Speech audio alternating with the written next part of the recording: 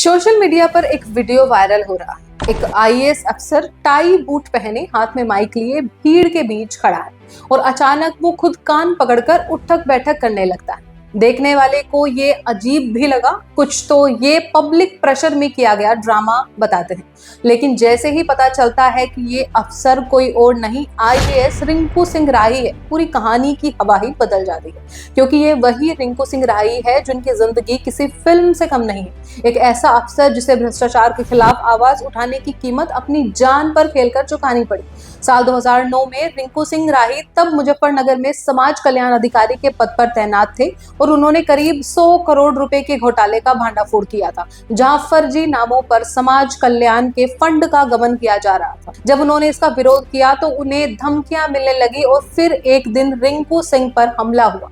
उन्हें 7 गोलियां मारी गई, 3 गोलियां सर पर लगी, उनकी एक आंख की रोशनी चली गई और उनका जबड़ा तक बाहर आ गया था। एक कान की सुनने की शक्ति तक खो गई और शरीर में बहुत सारा खून बह गया।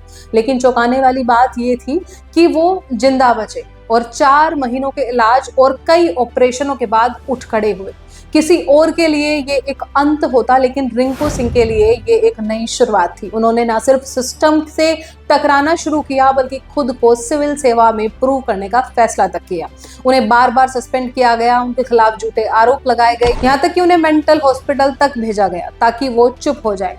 लेकिन वो चुप नहीं हुए, वो लड़ते रहे, लिखते रहे, सवाल पूछते रहे। 16 अटेम्प्ट्स के बाद यूपीएससी क्रैक किया और आखिरकार 2023 में आईएएस बनकर सिस्टम को उसी की जबान में जवाब दिया। कहते हैं ना, जब जख्म गहरे होते हैं तो इंसान या तो टूट जाता है या फिर चट्टान बन जाता है। रिंकू सिंह राही चट्टान बन गए और अब जुलाई 2025 में उन्हें शाहजहांपुर की पुआवा तहसील में एसडीएम बनाया गया है। पहले ही दिन तहसील में एक विवाद हो गया। रिपोर्ट्स के मुताबिक एक मुंशी खुले में शौच करता हुआ पाया गया, जबकि शौचालय परिसर में मौजूद था।